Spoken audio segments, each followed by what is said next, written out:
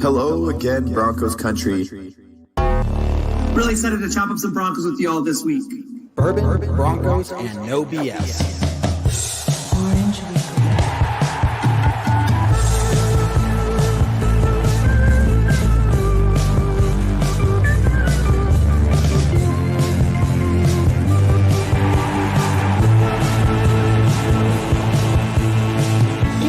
Time, your favorite time of the week. We're not for the Raiders, Chargers, or Chiefs. So grab your brews and your fantasy league.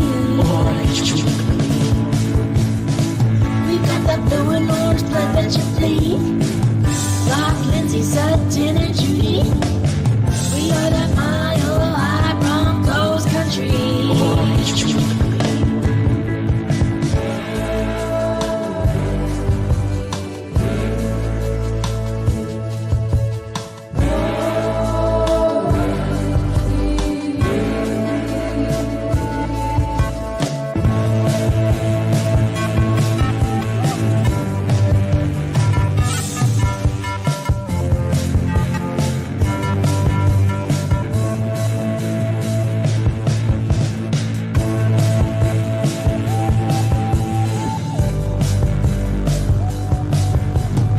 Orange Weekly, fans, brews, and Broncos news.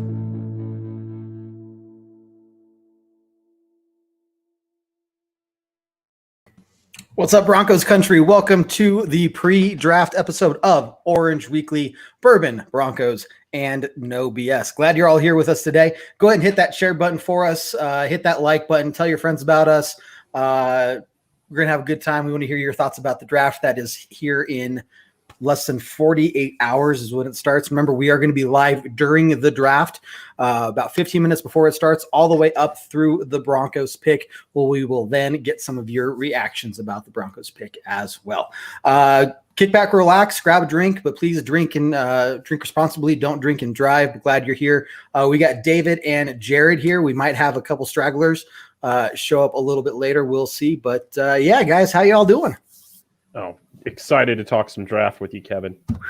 Yeah, you know what? Going so long without the NFL, going so long without football, it's just nice to be able to talk football again. Whether we agree or not, David, we could all agree that it's just great to be Broncos fans, and we're excited to see what the Broncos draft. Cool. We're getting the digs in nice and early. I like that. Hey, look, we've missed a couple months of it, so I got to make sure I catch up. Sure, I guess. You didn't tell me we were wearing sunglasses to start the show, so I guess I'll just catch up to that late. Thanks, Jared. Your team puffball. We don't really have to tell you anything. I see. Thanks, Kevin. That's really nice. And you're now not that those wearing are a on, I'm taking visor, these by off. the way. I noticed, but that's great. Sweet. Okay, so here we are. All the rumors and speculation, everything flying around. For those watching, if you haven't already, make sure you go check out our latest podcast up on Spotify, iTunes, Google Play, Stitcher, wherever you listen to your podcast. We do have Benjamin Albright on as our special guest for the pre-draft podcast.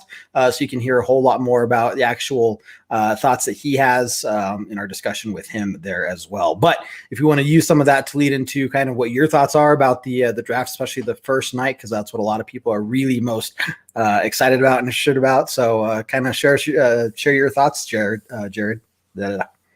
Yeah, so me and David are on, I think, similar but on different playgrounds. We have similar playgrounds but different playgrounds here. So we both. So I like the idea. Let's say this: we're on the same playground, but we're playing different sports. Jared's over playing. That's kickball. a much better. I'm on the swings, maybe. But yeah, it's the I'll same... be on the slide, and right. You could be over like on the monkey bars. Right, exactly. Okay, different games. okay. We're doing different things. So I like the idea of, obviously, I think our defense is what needs help more than our quarterback. I do not like where or who I think is going to fall to Denver. I think there's only one person that falls to Denver. And that'd be if Lance, for some reason, fell to Denver, we'd take him at 9, but I don't think he's going to.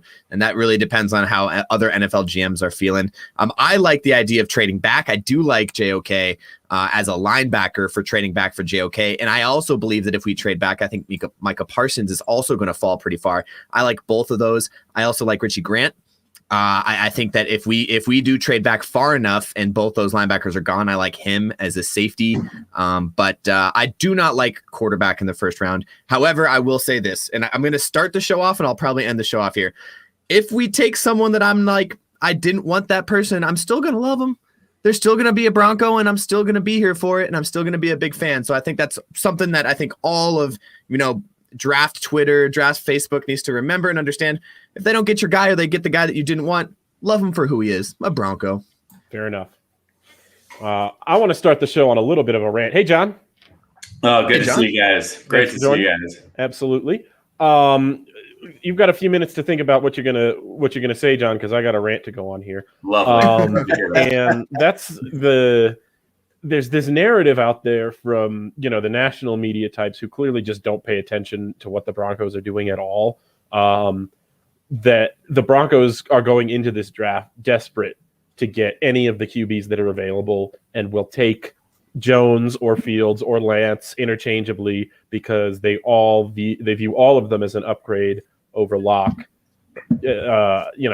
Maybe not right away, but before the season is over, all of those quarterbacks they envision as replacing Locke as the starter at some point this season, because the Broncos just have to have somebody, and it's just not what the front office has been showing us at all this entire time.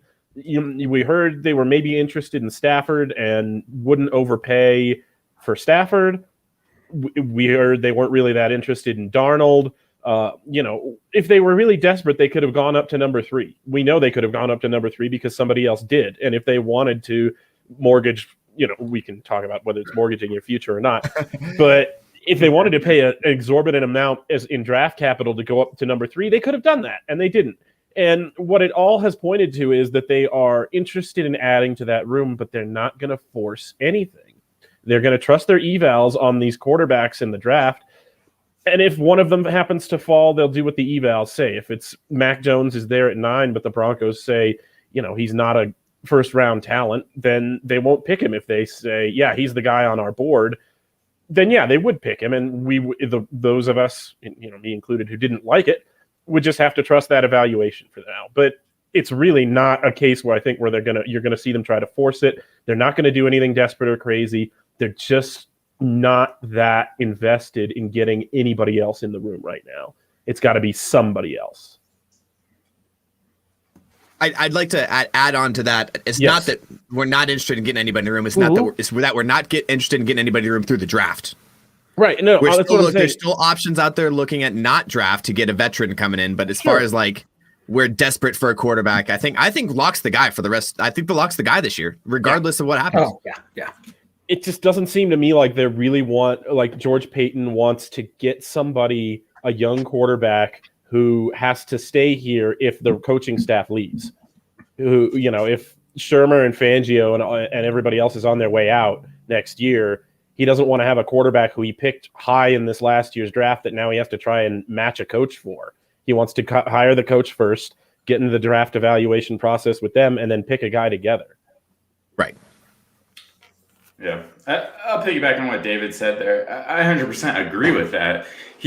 What George Payton has shown us thus far in the few months that he's been in charge of the Broncos as general manager is that he's not going to make drastic moves unless he feels it's the right pick. Look what he tried to do with Matthew Stafford. It wasn't anything crazy. It was not nearly as much as the Rams gave up to get him.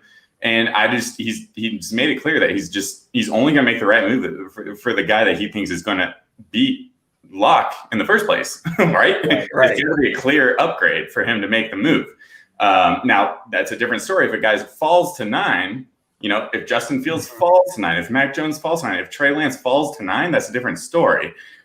I just don't see us moving up right now. Now, I'm not in the front office. I'm not running the Broncos. If I was, I'd probably wearing a tie. That's the only difference here. But, and we'd be working for you, with you, right? Yeah. So I'm not saying there's no way they're not moving up.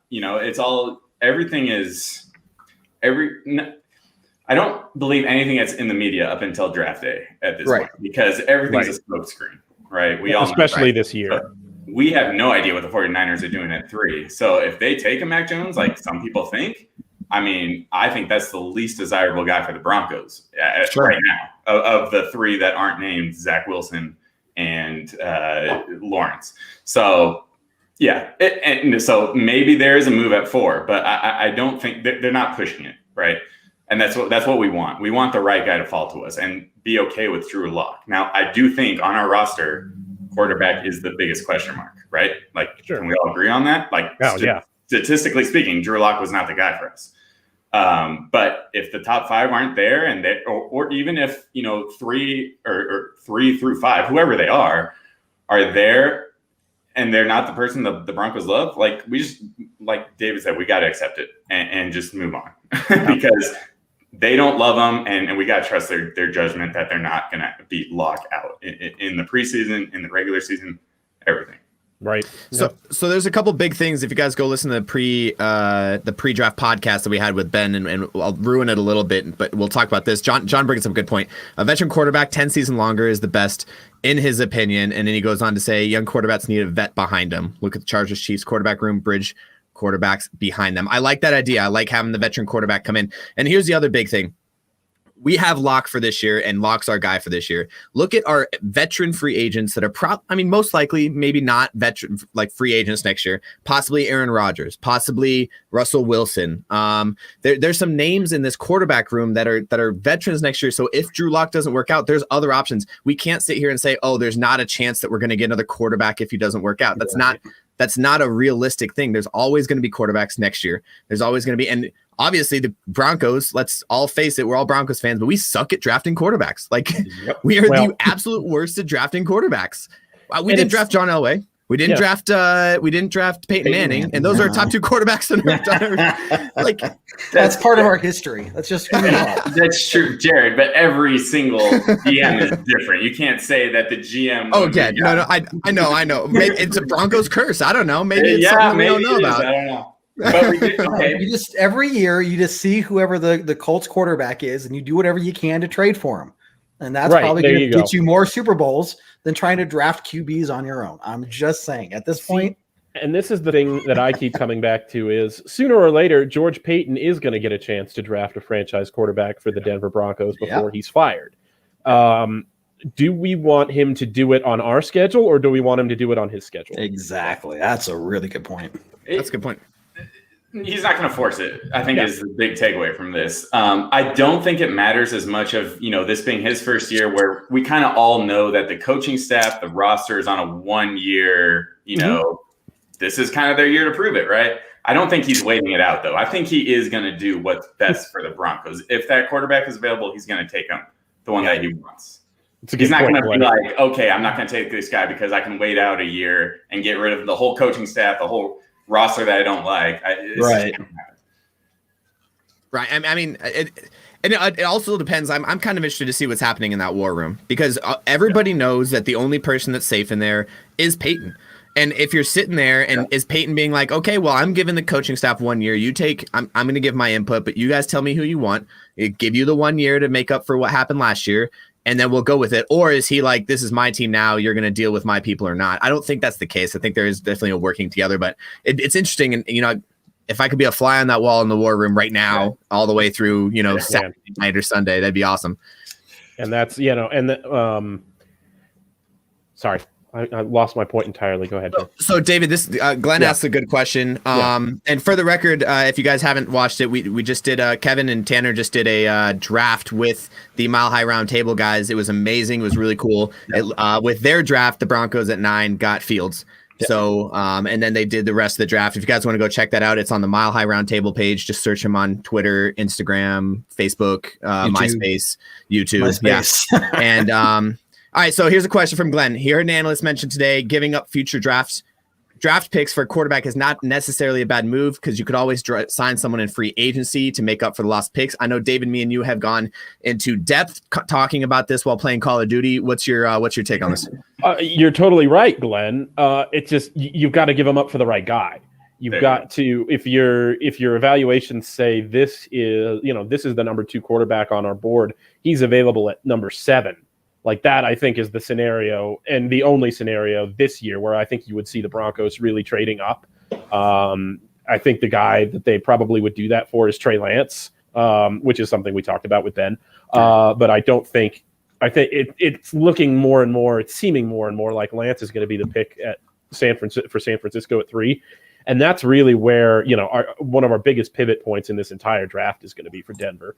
So, I think that, Glenn, your philosophy is absolutely right on, or that analyst's philosophy is totally on. You can give up future picks for a guy. You just got to make sure he's the guy. Don't give him up just to have a guy there. Right. Yeah. All right. Other questions. Let's see. Yes, you're right. We did draft Jake Plummer. I believe that was one of. We did not. No, sorry, we did not draft. Who took? Now that I think about it, who did we draft? Did we draft Oregon, right? We drafted Paxton Lynch, Tim Tebow, Tommy Maddox. Okay, not in the. Oh wow. Okay, these are first round Denver Broncos quarterbacks. What we are not giving credit to is Jay Cutler. That's who I was thinking. Yeah. We did draft Jay Cutler. Quarterback. What would have happened if we didn't have the terrible years with Josh McDaniels? I don't know. Some things. Red Cloud, better late than never, my friend. Appreciate it. There's Cutler. Red Cloud, appreciate it, Shadow. Yep. Yeah, you better be.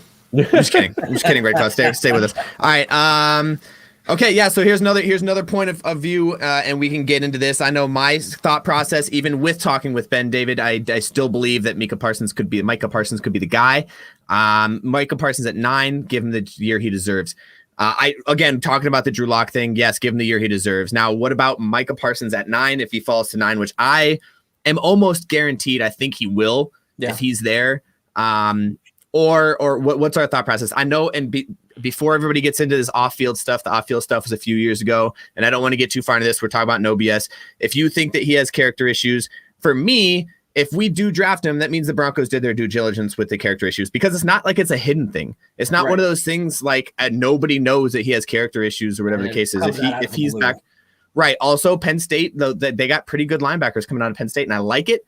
I'm a fan of it. What do you guys think? Yeah, it's you got to trust them. Like, you got to think about from their side too. Like, it's a business. If they draft this guy, they pay him all this money, and he goes Chad Kelly and walks into somebody's house, in the middle of the night, kind of thing. Like, and then they have to vacuum cleaner. Like, they're going to make sure that this guy is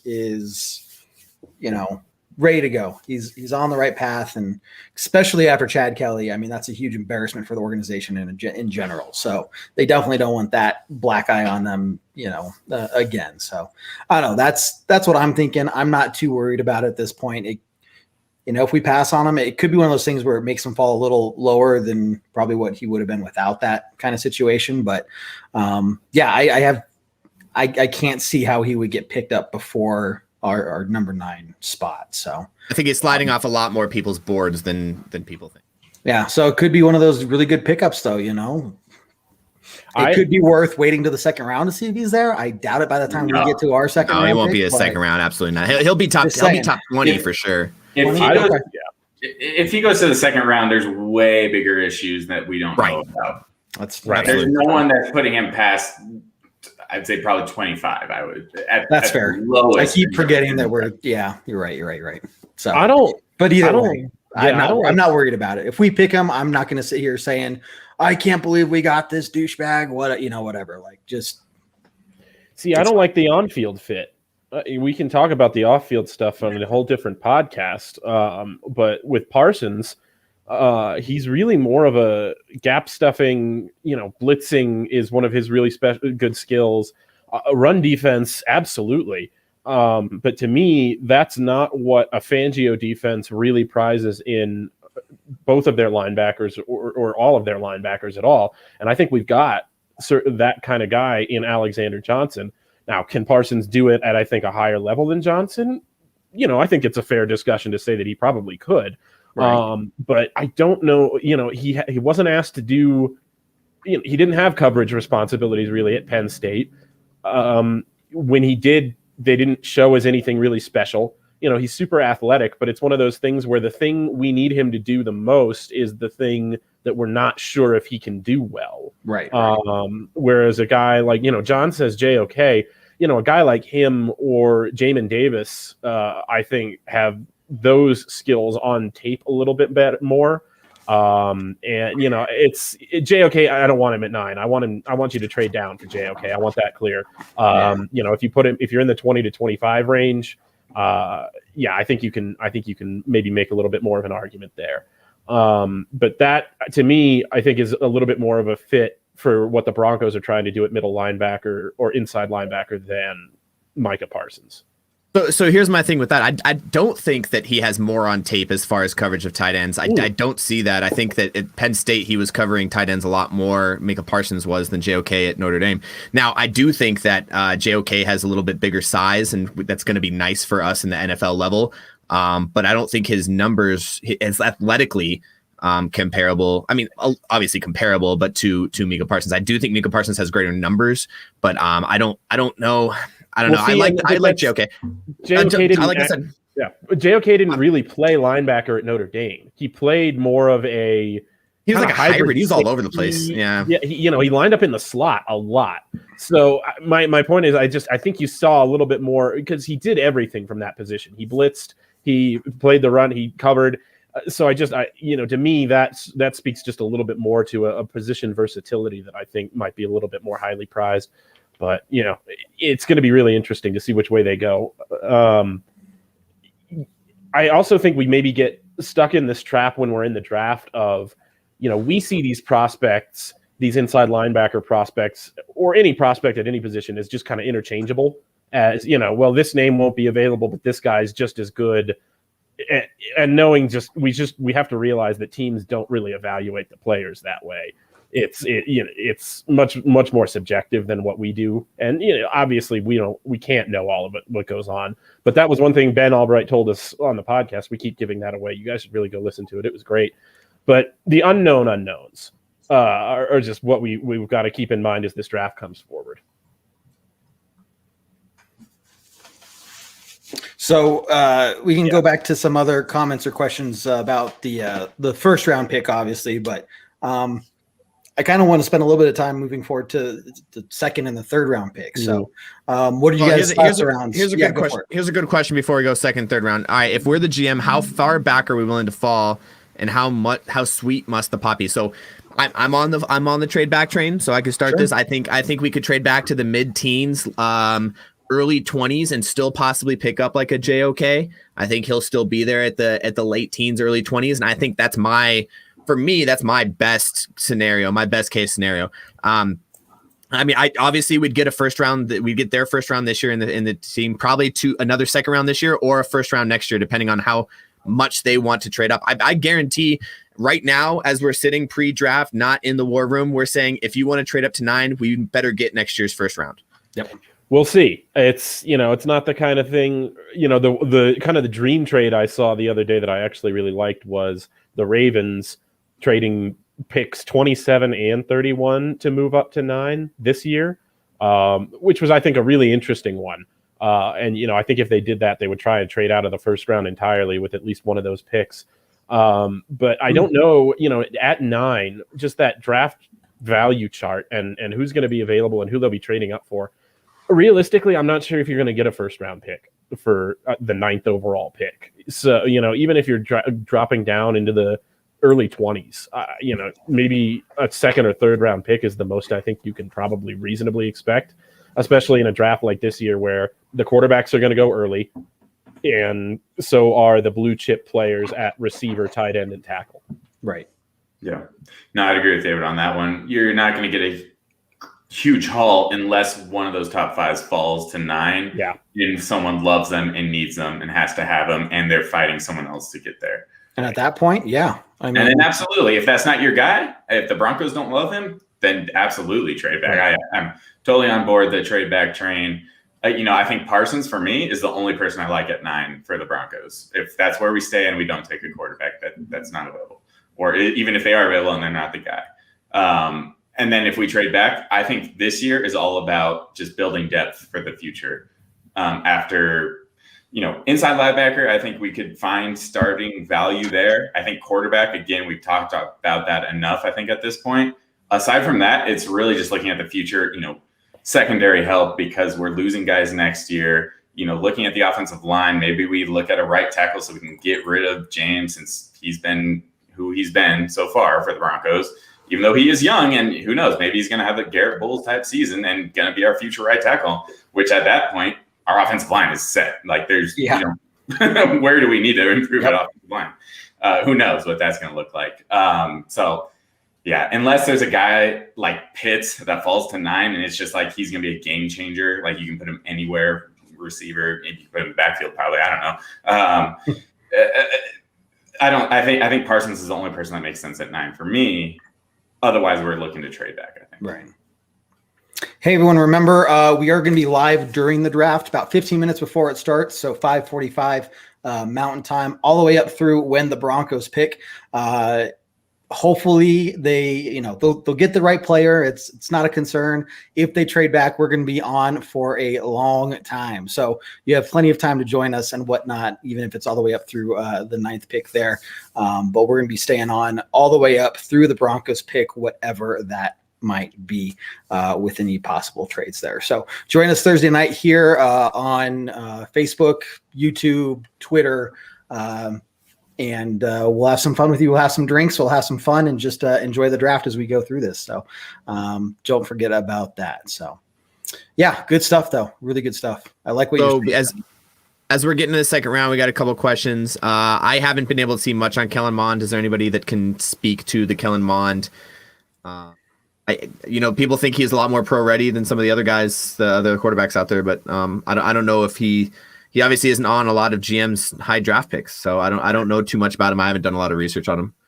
I've heard that he is a borderline potential first round guy. We hear this every year though, of guys that are moving up boards and maybe they're gonna be first. But we also hear the opposite of people that fall. Right? Would it be such a shock to see one of these top 5 guys fall as much hype as they've gotten? Like, I don't know. Every year we see a guy that falls down to the 20s, even out of the first round that we thought was gonna be in the first round. So it's hard to judge. One of them. What's that? Drew Lock is one of them. Yeah. Exactly. Drew Lock was supposed to be a top 10 pick the year we got him. We got him in the second round.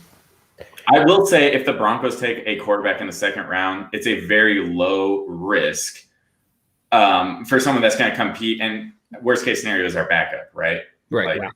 Yeah. And I think they're probably looking a little bit lower in the draft than Kellen Mond is going to go. Rounds 4 or 5 or 6 is probably where I would expect them to take a quarterback if they take one this draft. But that, I think we can transition a little bit now into a discussion of what you guys think we're going to do second and third round. Cause Kellen Mond, like you guys were saying, could be, one of those first round prospects that sneaks in, but not a guy that I think is going to have a really special NFL career. Not a guy who would come in and push Locke right away for the starting job. Right. Exactly. Right. Yeah. All right, so let's go into our second round. Zach says he likes Richie Grant or Jabril Cox. I love both those names. I think both those would be great fits if we could get those in the second round. I don't think Richie Grant's going to be there in the second round. I think he's going to be a first round guy, which is why I like trading back. And if we trade back and neither one of those linebackers are there, we can get Richie Grant. I think that is another great possibility. If we're in the mid 20s, we trade back to the mid 20s, we get Richie Grant. That's a win for us. So what do you guys think? Yeah, I really like that pick for Denver. 100% agree. Like, if we get that guy, I like Jabril. It's already a good draft. Right. Yeah. Jabril Cox too. That would be a good one. I'd love those. Well, the big thing about Richie Grant, and again, go listen to another plug for the draft podcast we did with Ben Albright.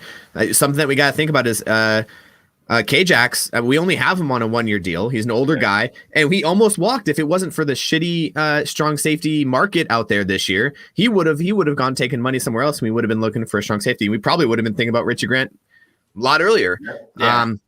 But we only have him for 1 year. We're gonna need a strong safety replacement for him, and I think that's the guy. I think he's the one that could be able to be that replacement.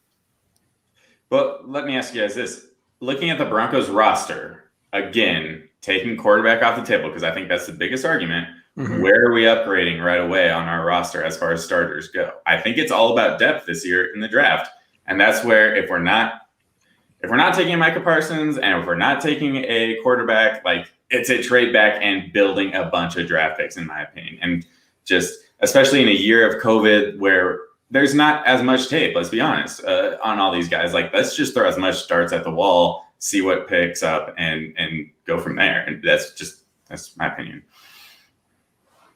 I think you're right on. Glenn, I'm looking this up. Yeah, I'm looking this up. Sorry, Glenn asked, "Is Richie the same age as K-Jack?" K-Jack's 33 years old, and Richie Grant is not 33 years old. I don't think. That'd be a really old strong safety playing at USF. Let's see. I'll get back to that, but I don't think so. Glenn, and I'm just gonna say no. Yeah, I'm just right. I'm gonna gonna also go no. Glenn has another good point that I think we should probably go over, because it's just something that Broncos fans should be prepared for, which is that they should draft if the Broncos draft a running back early. Yeah. Don't be surprised. Right. No, I'd agree with that. Right. Najee Harris is a name to keep an eye on if they trade back. It sounds like the Broncos really like him. The UNC running backs, is it Williams, and is Travis Etienne the other one, or is he from Clemson? No, that's Clemson. Etienne and Clemson, yeah. Okay. I don't remember who the other UNC running back is, but there's talent at running back. Yeah. In the top five of the running backs at this draft, there's some special guys there. We talked about it a little bit earlier in the offseason when we let Philip Lindsay go. We were a little emotional about it at that time, but it's still something, be aware. Right. Mr. Boggins, thank you. Michael Carter and Javonte Williams. Those are the two from UNC. Perfect. Thank you. Yeah. So be aware. That's somewhere the Broncos could go real early in the first or second round. Yeah, definitely don't be surprised about that. I honestly, I'm kind of rooting for that. If we go back late or mid-20s maybe and get a good haul for that, I mean, that's a big jump from someone going up in the mid-20s to number 9. So, I mean, you're looking at potentially first-round pick for next year for that kind of move. And then get a running back in the first round. I'm not going to hate that move, right? Which I never thought I would say, maybe a few months ago.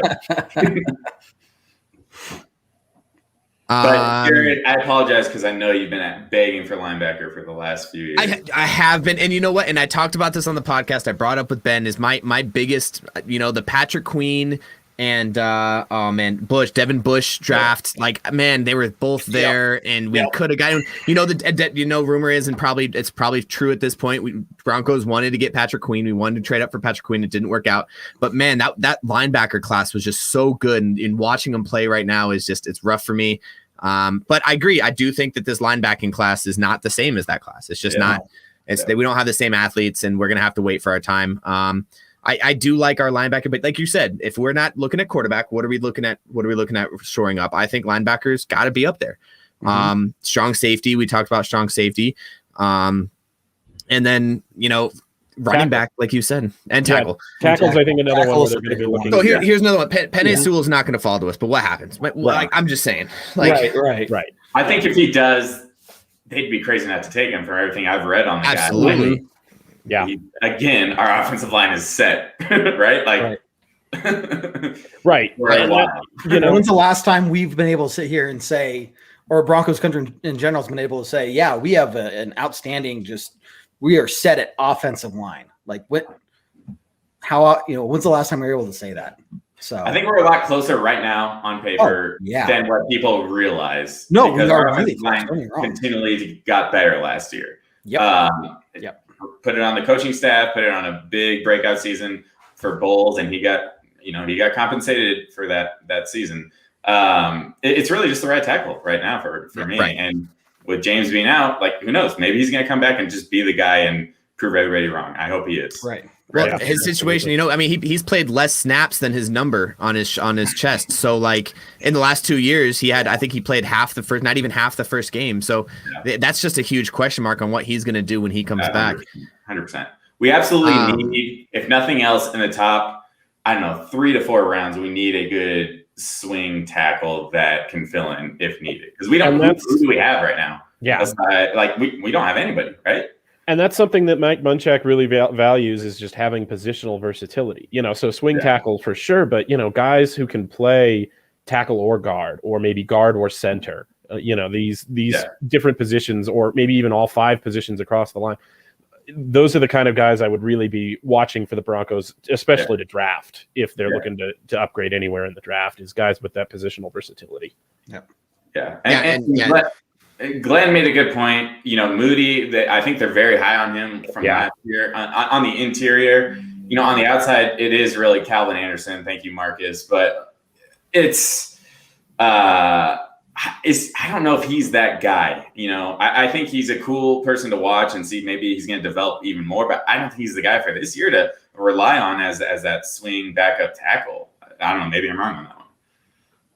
Yeah, and they like him. They really, I know they like him. I know they like him. Yeah, Moody too. But Calvin Anderson is a guy I think you could really see him step into that role with the departure of Wilkinson. Yeah. So this brings up a good part. Who we have right now, honestly. Right. Yeah. It's someone else. Right. So if we're talking about showing up, I just don't know. Jalen Mayfield out of Michigan. I don't think he's a day one starter, but I do think that I do think that he could provide good backup as far as you're talking, coming back and being a backup position. But yeah, it's been just a giant question mark. And like you said, John, if we're leaving quarterback out, like what are we doing? I want to go back to the quarterback conversation because obviously that's what a lot of people want to talk about. Right. Let's just look at what Glenn says here. If you don't love drafting a quarterback in the first round, which I think some of us are on that page. It's not that we don't love it. Like, I'm okay with it. If we do it, it's okay. I'm okay with it. I just don't think that whoever we draft is going to be a day one starter. And I'll tell you this much from a personal opinion. I don't think drafting a quarterback in the first round is a great idea because our fans are just so obnoxious that they're going to be booing Drew Lock at the first bad throw.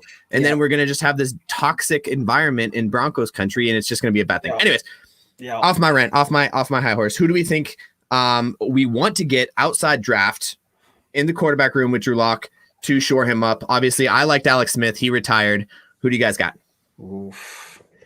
That'd be a good one. It's Teddy Bridgewater, but not at that contract, obviously. No. Right. Well, let's say that these are all free agents. A guy like Gardner Minshew really scares me, and it's just because I think that Gardner Minshew is good enough to throw less interceptions than Drew Lock in a Broncos uniform right now. And that's what concerns me is that's all he's really good enough to be better than Drew Lock at right now. And I don't think he's going to be, he doesn't have a ceiling that suggests to me he's going to develop into a guy we can use. But it's just going to be really, really tough around certain Broncos fans when he, throws for 2,500 yards and 20 touchdowns and 5 picks. It's going to be this, we've got to build around Gardner Minshew now. And I just don't want to hold the franchise back on another limited guy for 2 or 3 more years. Mm-hmm. Right. Yeah. No, I think the Broncos have kind of slow played this a little bit, and it's on purpose. I think it's all commercial. Clearly Elway stepped away as the GM. Right. And I just see a real slow play getting him back on the field. And I think they might be working something out with the commissioner to where maybe we can get a hybrid Elway, Peyton Manning backup position going on right now. To answer your guys' question, I have no clue. That'd be cool. Elway's not stepping back on the field. I wish he would, and I wish he was 20 years younger. But he's not. I don't know. Who do we? I mean, Alex Smith is retired, supposedly. Maybe we can get him out of retirement. I don't know. It doesn't seem like that's happening in Bridgewater. I'm also not totally hating the idea of just going with Locke and having I'm blanking on his name. Who's our backup from last year? Not our backup, but the guy we drafted. Say it again. Rippin. Yeah, get Rippin. And just if they're all on board with Locke and just try it out for a year and see what happens. I don't know. Yeah, I'm still on the. I think we got to get a real veteran back there. Even it is, John says Chase Daniel. Even if it is someone that's just been a constant backup every year, no matter where he's at, just someone back there. And I don't think it's someone that needs to push him, so to say, as the media is kind of like, oh, we need someone to push Drew Lock or challenge him, or he can't be the day one starter in his head. He has to be challenged by something. I don't think that's the case. I think he needs mentorship. Like, that's the word that we need to use. He needs someone that when he comes off the sideline, grabs the iPad and goes, "Look where you fucked up, dude." Sorry if family's watching. Look where you messed up, man. Like, that's what you need. You need someone, a veteran that's standing next to the offense coordinator, looking at the same thing he is, and then when he comes to the sideline, like, "Hey, man, this is what I saw. What did you see?" Because so far we haven't had someone sitting back behind him that's been able to do that. I just don't know who's out there that's going to fill that role right now, honestly. this year. That hasn't already been picked up. Yeah, it's right. There's not a lot of great options left. But when you're in the position the Broncos are in, it's such a unique position where you've got the GM coming in with old head coaches, old quarterbacks, and he's trying to keep that, the things that were successful about that going for one more year before he decides whether I'm gonna pack all of this in. It's such a weird place with a young quarterback to be in. So would Gardner be Team Visor? I believe so. I think Gardner Minshew. No, I believe so. But Chris we've never thinks seen he'd be cold weather, have we? Team Buff Ball. No, we haven't. Right. I think with his hair, the puffball doesn't do that hairdo any favors. I don't know that the visor does either. Not really a man of headgear, it seems to me. He likes his hair to do the talking for him. But to me, it seems like if he was to choose one, it would probably be visor. Wow, that's a hot take right there. Mm-hmm. It sure is. They came here for no BS, John, and I'm going to give them. They're giving him no BS. That's right. So here's another name that's been thrown around: Nick Foles. What about Nick Foles coming out? I think he's also on contract, isn't he? Yeah. He is. And again, if you could get him for nothing or for a veteran minimum, sure, that's fine. Because I don't think that you're going to have that kind of. Like, we know what Nick Foles is now. Nobody's going to be looking at Nick Foles as a potential starter going forward, even if he plays better than Drew Lock this year. Right. No, I think for the biggest thing about Nick Foles though is he's been there. He's a veteran. Yeah, and he's the guy that I don't want someone to come in where everyone in Broncos country is like, start this guy because Drew Lock sucks in his first 2 games. I want Drew Lock to be the guy for 16 games. Or 17. Maybe 17, 18. Oh, yeah, 17 this year. Maybe 18, 19 if we can make the playoffs with the guy and actually see what he's worth. And if he's not, then maybe, 6, 7 games in, if we just can't seem to win with him, we put in the backup. But that's I don't want Broncos country doing what we did to every quarterback before this, where it's like put in the other guy. We did the same thing with Drew Lock. Yeah. You guys remember, like, Drew Lock was sitting back there as a second round pick that fell to the second round, and all of a sudden nobody likes Simeon going out there, and it's like they were booing him off the field. Like, was it Flacco at the time? Flacco. I didn't like Flacco either, but like, look, like everybody was booing Flacco off. Just give the guy a chance. Yeah, I don't know. We're spoiled. We are very spoiled fan base. That's for sure. We're now, all of us here are of a generation where our earliest Broncos memories were of, hey, we win all the time. We win Super Bowls. That's cool. We're one of the best teams in football. It's just not, And then the Manning years, and it was like the golden days all over again. It's tough to wrap your head around the idea that it takes longer than one season to get back to relevance. But with the new GM, it's going to be a longer haul, I think, than anybody wants. Yeah, elite Joe Flacco. That's amazing. Elite Flacco. Yeah, he corrected me, and then you lost all credibility with that one. I'll give it to you. He's a Super Bowl champion, gentlemen. That's one topic we haven't discussed tonight. Is Joe Flacco elite? No, I'm just kidding. This is not. Anyways, I don't mind Locke messing up in his first. This is not 10 years ago. I'll guess elite now. I heard somebody say Phil Rivers was a Hall of Fame quarterback the other day, and I just don't. All right, let's move on.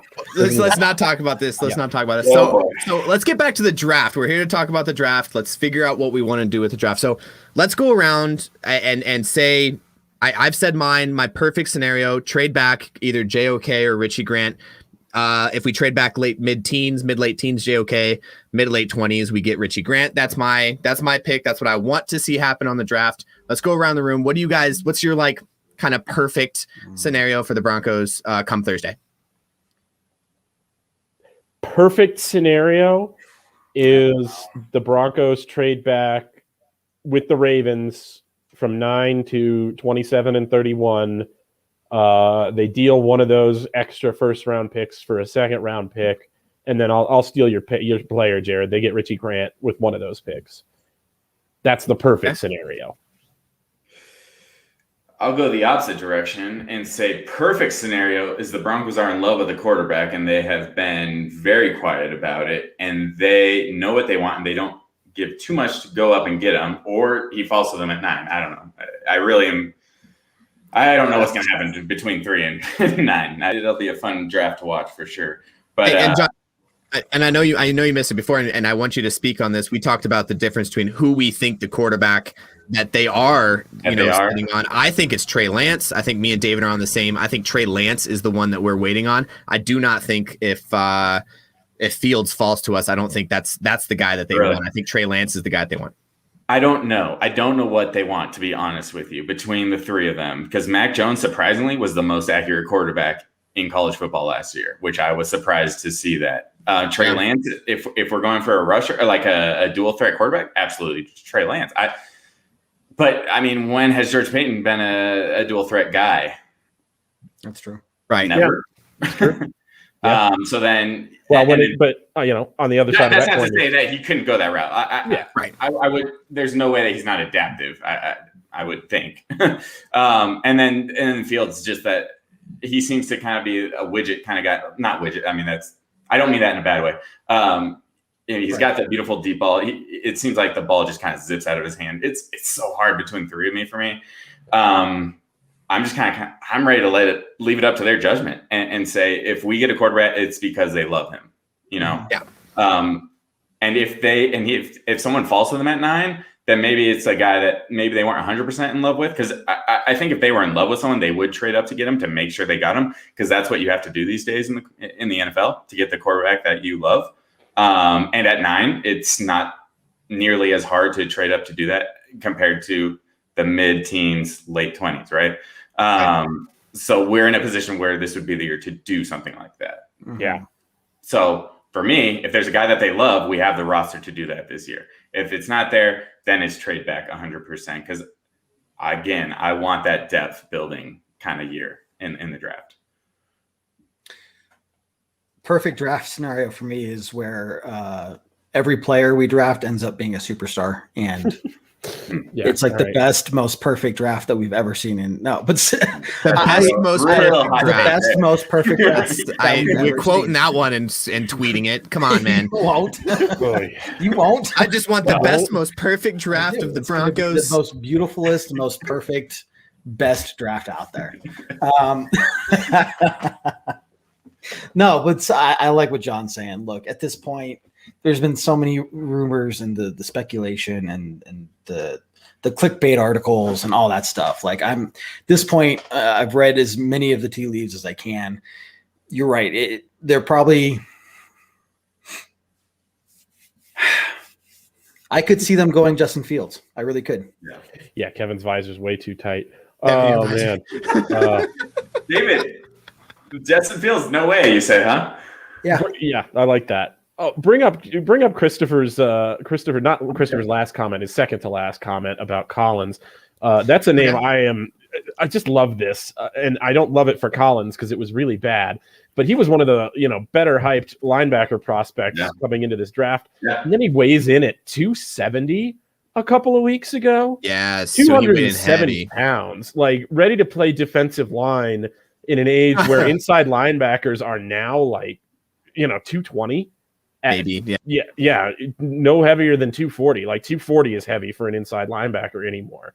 It's so entertaining and ridiculous to me that what's funny is he weighed in at 270 and his numbers were still of a guy that was at 240. That's true. It's ridiculous. I mean, his speed and his side to side. I mean, it was crazy. Yeah, it's absolutely insane. But yeah, interesting note there. That would be a really, really fun pick for the Broncos. That would make me go, Well, that's one of those that's the reason I wanted and he corrected me back here. The two Devons, White and Devin Bush, were in the same draft. Patrick Queen was in a different draft, but what I've been begging for this inside linebacker is someone who can cover tight ends. I don't think a dude at 270 is covering Travis Kelce, man. I will kind of put this back on David. I don't think that Parsons is that bad as a covered linebacker. I think he's an upgrade from what we have from our starters. I agree. I mean, maybe I didn't read the right article, but is Parsons that bad at coverage? I don't think that the concern is that he's bad at it. It's just so much more that he never got asked to do it. Right. So really. And there may be reasons that he wasn't asked to do it. It just may not be what the Penn State system asks their linebackers to do. But there's at least one part of me is, if I was a coach that would say, well, why wasn't he asked to do it? Is it because they didn't have him do it, or is it because he can't do it? Yeah. Gotta love the hefty boys. Or that.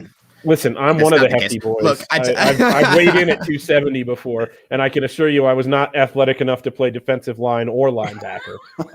But not with that attitude. Right. So I think that's fair enough. You're the one that tweeted that everyone here was uncoordinated. So I just don't you I put that by on that, me. Don't you put that on me. Oh man. So with that, and if we're talking about someone that's covering linebackers that can play linebacker or a strong safety, then JOK has got to be our guy, right? That's got to be. I mean, he fits that mold perfectly. But I don't know. There's a lot up in the air. It really depends on what Fangio wants / Peyton, because let's say we go that route. Are you happy if we take him at 9 though? No. Oh, absolutely not. No. I'm saying we fall back for him. We're going to trade back for him. Yeah. There's going to be someone there. Yeah. I don't see a scenario where we take that at 9. No. I don't see it. So so if let's say we stay at 9, it's not a quarterback, it's not Parsons. Who the hell do we take at 9 then? And that we kind of discussed a nightmare scenario where is it certain? All the 4 quarterbacks are gone. The 2 offensive tackles are gone. Jamar Chase is gone. Kyle Pitts is gone. So at that point, you've got completely right. That's it. You've got really less talented players now to trade up for if you're looking to trade back. So you're not going to get as good a deal if you do trade back. Right.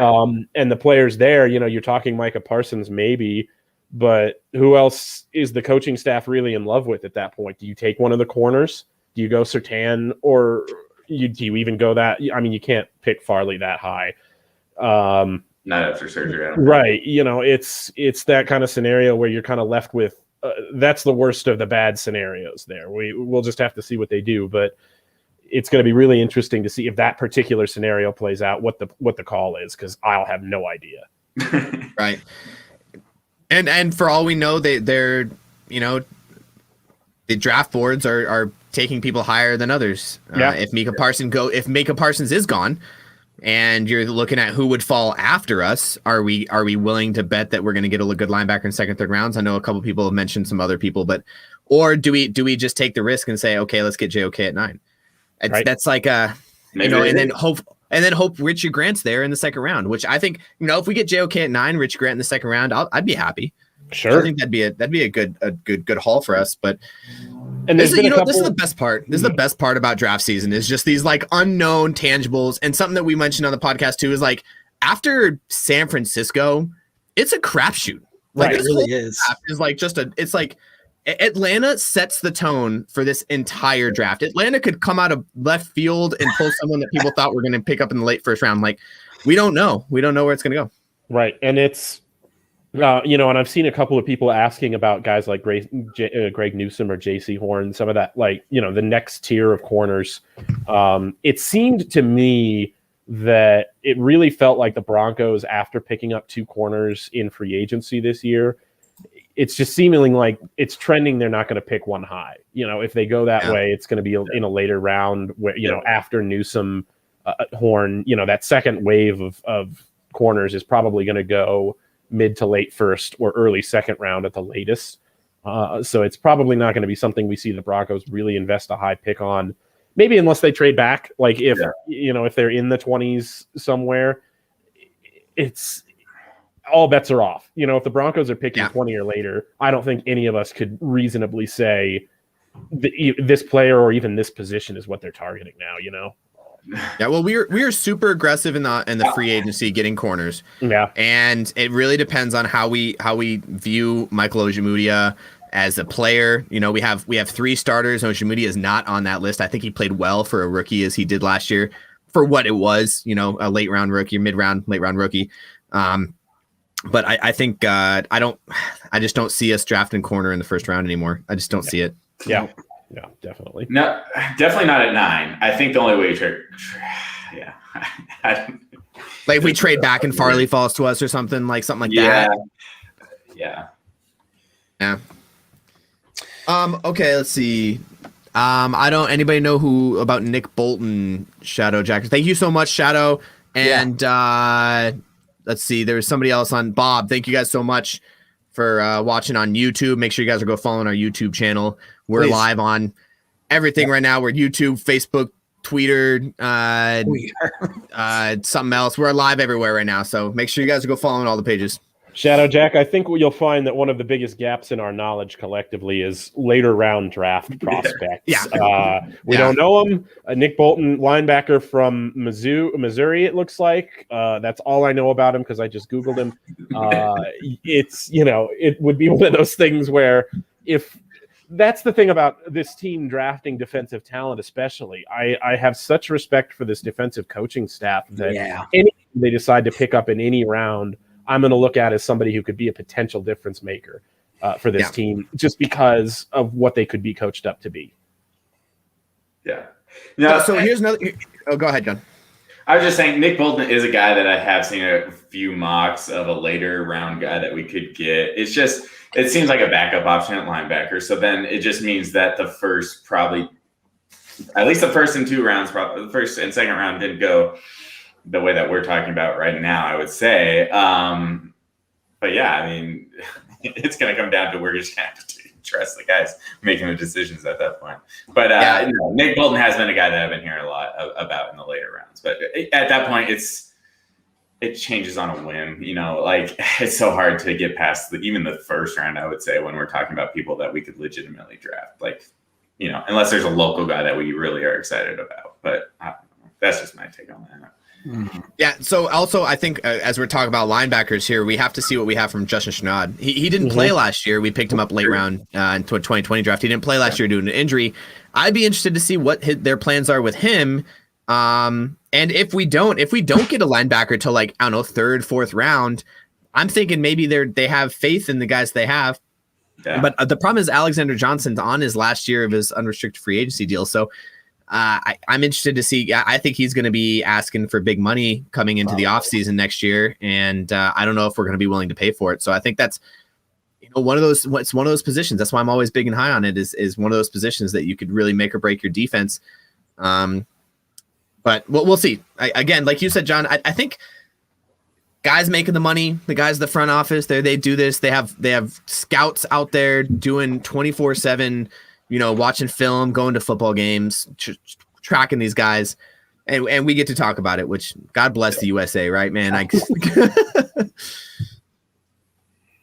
Awesome. Hey, before we start wrapping it up, and we'll probably do a couple more, I'm not in any rush, up to you guys, but really quickly, I want to remind everyone that we will be live during the draft this year. We did last year as well. It seemed to be a really good time. So about 15 minutes before the draft starts, 5:45 Mountain Time, we're going to go live, and we're going to stay live all the way up through the Broncos pick and a little bit afterwards as well to get some of those quick reactions. So make sure you join us here on all the tweeters and the circuit cities and my places and wherever that we're live. And Cameron, we're doing a post-draft next Tuesday as well, right? And post-draft next Tuesday as well. Yep. And also don't forget about our pre-draft podcast we did with Ben Albright. And we're going to do a post-draft podcast as well. Stitcher, iTunes, Google Play, Spotify, wherever you listen to your podcast. So got a lot of stuff coming out your way for the draft here. It's going to be a good time, and hope to see you guys all here on Thursday night. So this is a really good one. I'm glad you brought this one up, Jared. Yeah, so I like this because as we're talking about pre and post draft, I think this is a good one to get our opinions now pre-draft, and then we'll revisit this question. Eddie, make sure you come back next Tuesday, and we'll revisit this question after the draft. But so far, how do we think about George Paton? I can't tell you yet. I can't. Really? I'm sorry. There's just not enough data points. I want to see who he drafts. I want to see how the draft goes, kind of what his mindset is, and then we can go from there. But for me, what you don't see is Kevin has an Excel spreadsheet up on his screen with the George Paton data points going on. There's two of them. There's two lines right there. I can't average anything out. It's not. So what I really, so I don't know. I'm optimistic. Like, I'm not sitting here saying, oh, I'm questioning every single thing this guy is doing. He hasn't come through. He hasn't like traded away everything. He's clearly not looking to sell the farm right away. You know, like I like his approach so far. So let's see how he drafts, and then we'll go from there. And it's going to be the most bestest thing ever. You're doubling and tripling down on this mistake, and I love it. I love the follow through. It's beautiful. I'll tell you, I don't want to give him a letter grade or anything right now, but I will say I really like that Peyton has come into a team with a lot of uncertainty, you know, both above and below his purview, you know, at the ownership level and as well as the, you know, the quarterback level. You know, one of these things is in his control, the other not so much. But he came in clearly with a plan. He wanted to give the coaching staff as it is the best chance to succeed on the field this year that he could. And he's going to reevaluate everything if they can't do it next year. It's been abundantly clear that this coaching staff and the quarterback especially are on a timetable. And they've got to make it the playoffs this year and show it, or Peyton is going to, you know, we assume, but I think it's a pretty safe assumption at this point that if it doesn't go well, everybody's out next year. So, you know, executing that vision the way he wanted to, working with the coaching staff and the assets that he had, I give him a lot of credit for doing those things. But like you said, Jared, check with us next week because, you know, some of us might literally be dead by then. Yeah. To be honest with you guys, it would have to be. I don't even know what the draft would have to look like for me to be like, wow, this guy is miserable. We need to get rid of him now. Like, I can't even imagine a scenario where that looks like, unless we're just giving draft spots away to people. Yeah. He's done it. I think he's done this offseason so smartly because he's upgraded our team, definitely on defense, at least kept people around that we thought could be gone, right? Like Von Miller, we thought there was a legitimate chance that he would be gone. Kareem Jackson, he brought back on half the price that he was going to charge us this year, right? Like these are all really smart plays, and it's also playing to the fact that he could also move on from all these guys next year and start fresh. Like it's kind of the best of both worlds. The one, again, comes back to quarterback, and he can move on from Drew Lock very easily next year. So I think he's setting himself up very smartly, and I also think he's setting up the Broncos very smartly to be able to start fresh, very fresh next year, and maybe pick up a lot of very good picks this year on a cheap contract, going into 2022. And I'm not saying 2021 is a giveaway year because I really think we're one quarterback away, and I hope Drew Lock is the guy. I'm not bashing on Drew Lock, but I think we're one quarterback away from being an easy play. Maybe with our schedule, an easy playoff team. Right. Not somebody of, are they even in the conversation? It's okay. Well, they're, very solid chance of being that, wild card team, if not better. So, yeah. All right, I'm gonna go through some of these comments. A lot of great comments here on the Peyton issue. Solid A, Glenn thinks.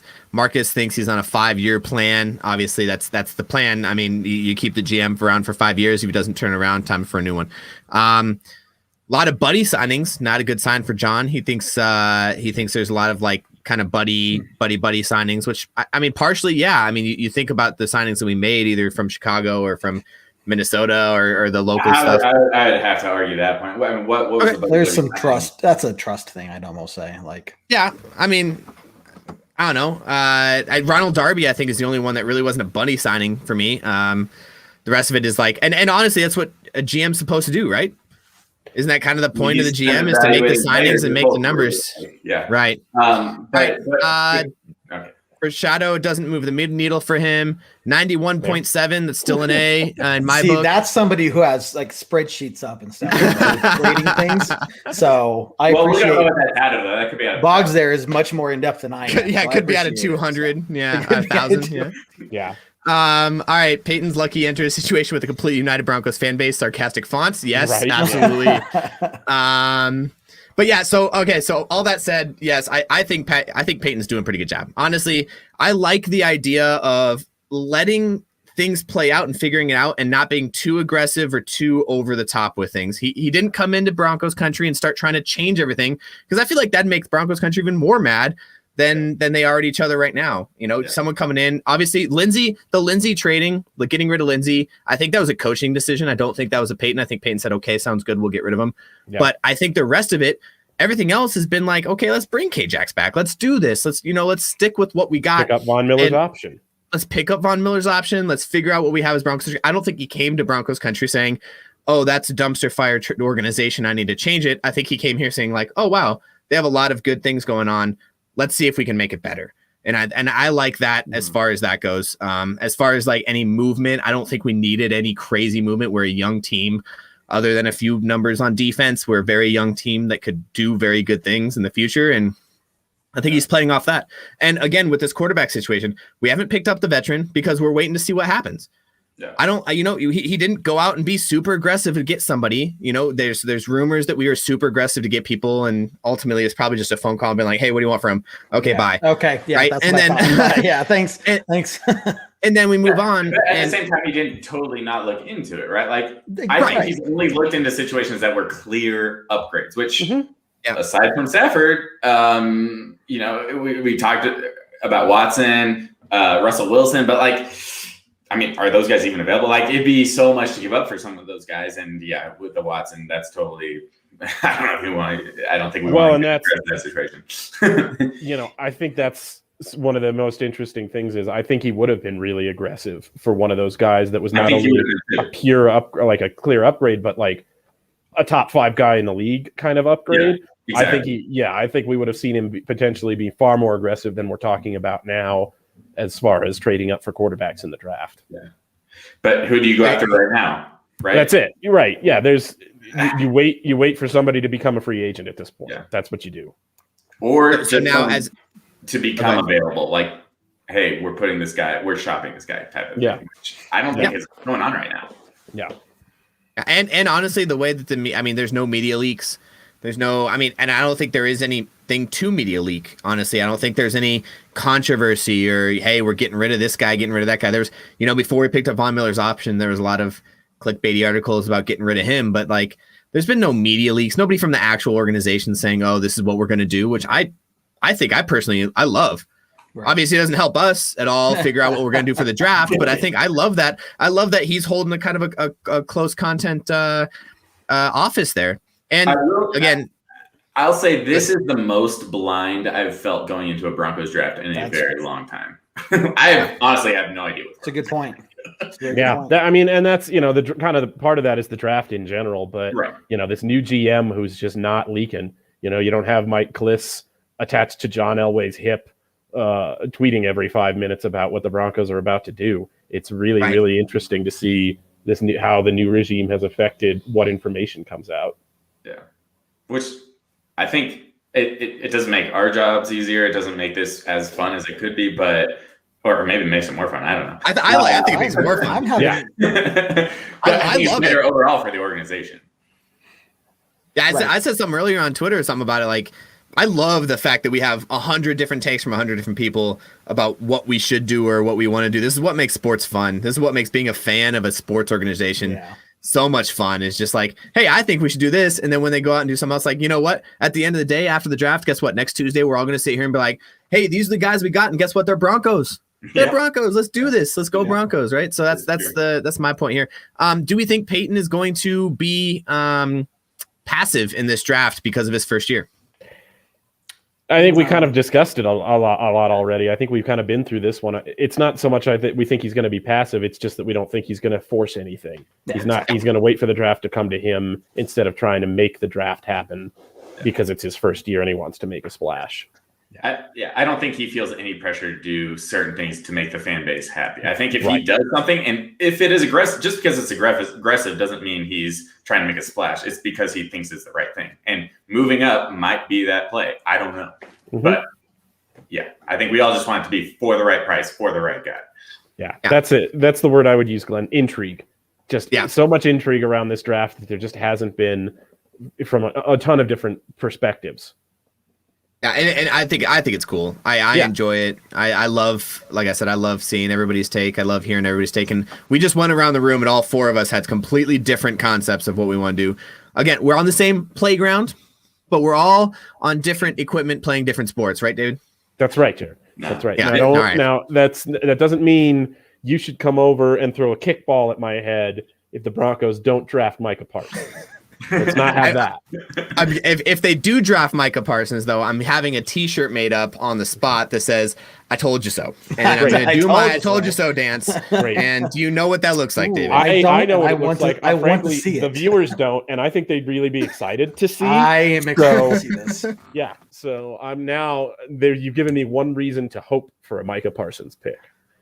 I disagree. I am going to be right. You guys are all wrong, and I expect letters in the mail saying that exact point. Great. What, handwritten letters, or can I type it up? Because my handwriting, your handwritten cursive or hasn't doesn't been. count. Okay. All right.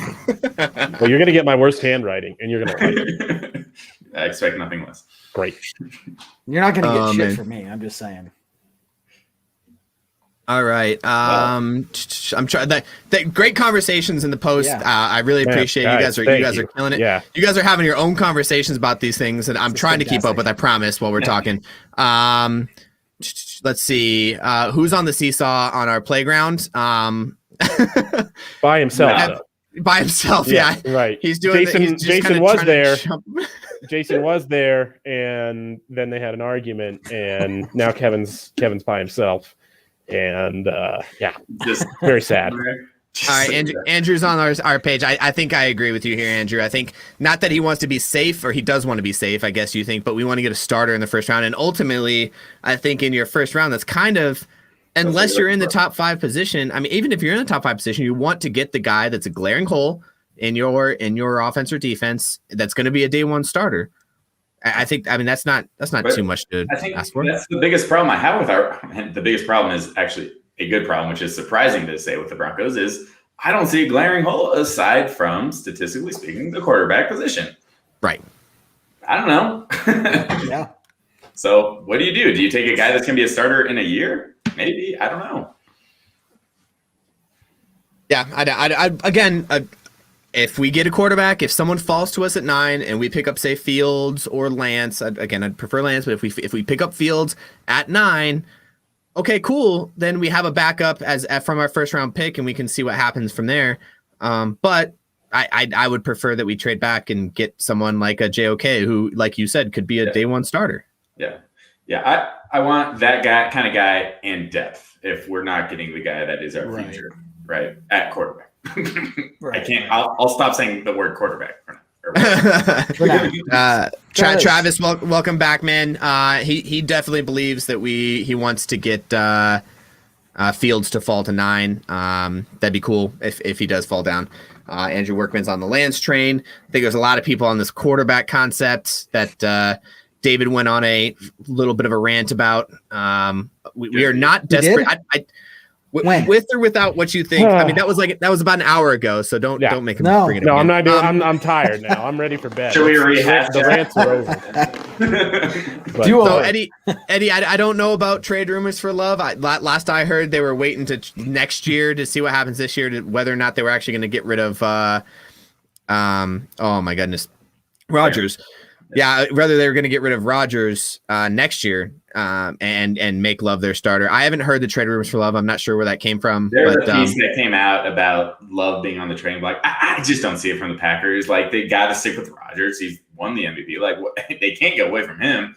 Love, it was a first round pick. Like, I don't know. Unless it's going to be like another Drew Rosen situation, which, I mean, you could argue that that'd be a better situation for the Packers because it's a late first round pick, at least not a top 10 pick. But yeah, I don't think there's any much movement there for Love. I don't think it's happening. Yeah. All right. Thanks for the comment. Coming up, David's rant part 2. I'm pretty sure David's rant's going to be part of his closing rant. It's the remix. It's going to be the DJ Khaled version. Oh, I've got auto-tune lined up. Like, it's going to be, I've got some background dancers in. It's going to be real special. Yeah. All right. Well, I think we've beat this one. Beat this one pretty hard. We're heading into the draft Thursday night. We will be live Thursday night. We're going to be here giving you every pick as it comes in. And as we're heading up to how it affects the Broncos, I think that's going to be our focus. If you guys want to watch the draft have us up, and we're going to give you each and every pick. We're going to tell you how that affects the Broncos' next pick. Probably after about 4. The first 3, we kind of have an idea of what's going on, and then we're going to talk about what the effects are at 9 for us and what that means for us. So please join us on Thursday night as we go through the draft. But also, we're going to be having a blast and hanging out and just having a good old time too. So yes, Kevin will be on the seesaw by himself, and the rest of us will be on the merry-go-round. Asking Kevin not to join.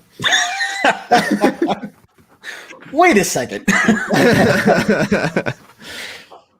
All right. Anyway. So let's go around the room. Let's some closing thoughts here.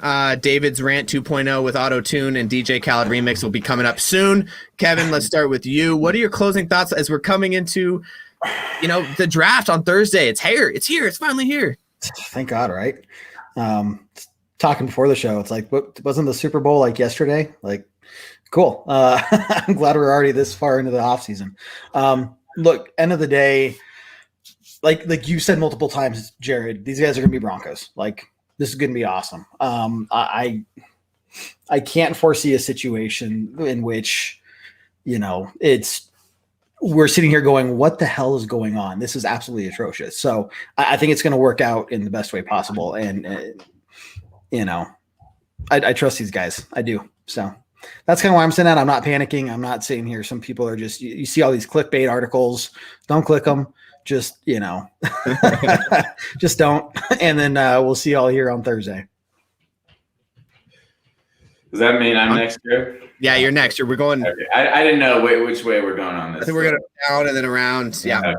All right. Backwards. No, honestly, I'm just really excited. Again, we're in a really good spot roster-wise. You can't go wrong with this draft. I don't think anyways. I think we're just really setting us up for the future, not only this year, but years beyond.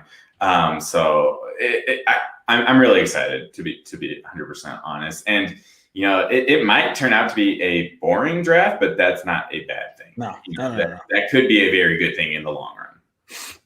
We'll see. Yeah. Rant 2.0. Hold on. Is it ready? Okay. Another one. Another one. All right, Glenn. It's just Broncos country in general. Chillax, guys. It's going to be okay. Like, I understand there is a lot riding on this draft, but in a larger sense, let's go back to the point that I made a little bit earlier, which, I even impressed myself with how good a point this was. George Paton is going to draft a quarterback at some point in his tenure as the Denver Broncos general manager, and he's going to do it on his schedule, not on our schedule.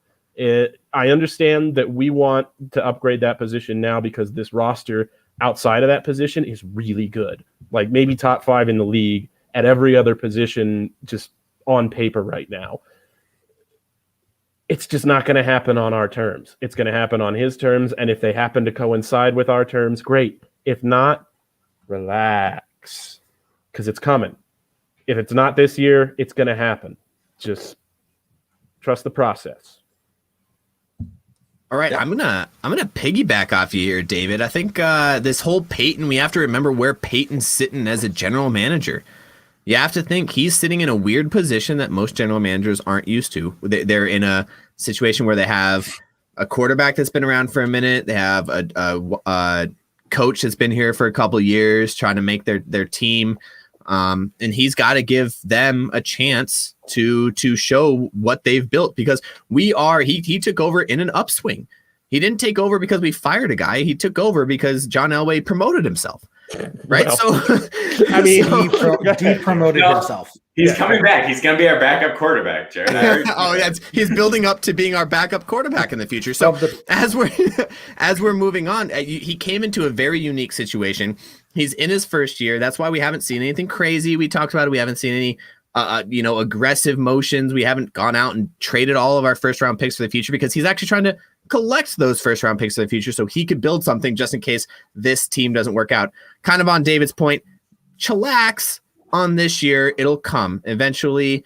George Paton will make his moves. We'll make our moves. And always, I said at the beginning, I said in the middle of the show, I'm going to say at the end, no matter who we pick, if it's not your guy, oh well. Guess what? They're Broncos now, and we have to love them because we're Broncos fans for life, right? Denver Broncos for life. Let's do this. Broncos country is going to take in whoever we take, be okay with it, and let the coaching staff and the front office do what they get paid for, and give us another entertaining year. And hopefully we make the playoffs this year, and we'll see what happens. But who we get on Thursday and through Sunday, right, is going to be a Bronco, and they're going to be a Bronco for life in my eyes. So let's do this. That's my big take. I like it. Amen. Cool. Well, thanks everyone for joining. And again, if you haven't done so, myself and Tanner were on the Mile High Roundtable podcast live show earlier today as well. Make sure you go check them out, Facebook, YouTube, and I think they're on Twitter as well. But go check out their show, watch the mock draft that we did with them. But Thursday we'll be here. Check out the pre-draft podcast with Ben Albright. Got the post-draft podcast next week and the post-draft live show next Tuesday night, 7 p.m. Mountain Time. We'll be here then as well. So get ready for it, guys. It is draft time. Game on. But glad you're all joining us here tonight. And Jared, John, and David, as always, thanks a lot. But guys, I guess there's nothing else to say other than Go Broncos. and I need more drink, but go Broncos. Do what I like, yeah, I do what I like, yeah, I do what I like. Sipping goose, sip is right, and I go with the flow, yeah, I go with the flow, yeah, I go with the flow, cause I know I'm the show. In the zone, here I go, in the zone, here I go, in the zone, here I go.